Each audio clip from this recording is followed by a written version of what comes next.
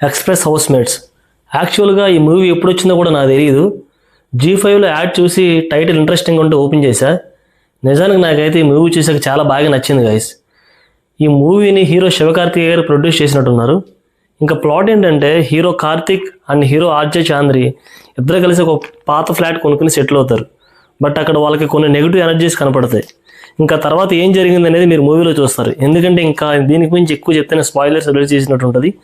Movie starting 20 minutes ఇదేం సినిమారా బాబు, ఇలాంటివి ఎన్నో చూడలేదు అనుకున్నా. కానీ ఆ తర్వాత వచ్చే ట్విస్టులు చూసి ఇంకా మూవీ మీద ఇంట్రెస్ట్ పెరిగింది భయ్య. ఇంకా మూవీలో పాజిటివ్స్ ఏంటంటే cost and crew performance, direction అయితే చాలా కొత్తగా ఉంది. కాళీ వెంకట్ గారి కామెడీ అయితే భలే అనిపించింది, నాకు ఫ్రెష్గా అనిపించింది. ఇంకా క్లైమాక్స్ అయితే ఎమోషన్స్ కూడా బాగానే వర్కౌట్ అయింది. ఇంకా నెగిటివ్స్ అయితే ఫస్ట్లో కొంచెం స్లో నరేషన్స్ అండ్ కొన్ని చోట్ల లాజిక్స్ మిస్ అవ్వడం తప్ప నాకు పెద్దగా నెగిటివ్స్ అయితే ఏమి అనిపించలేదు. ఆల్రెడీ ఈ మూవీని మీరు చూసి ఉంటే ఎలా అనిపించిందో కామెంట్ చేయండి. ఇంకా చూడకపోతే ఖచ్చితంగా చూసేయండి.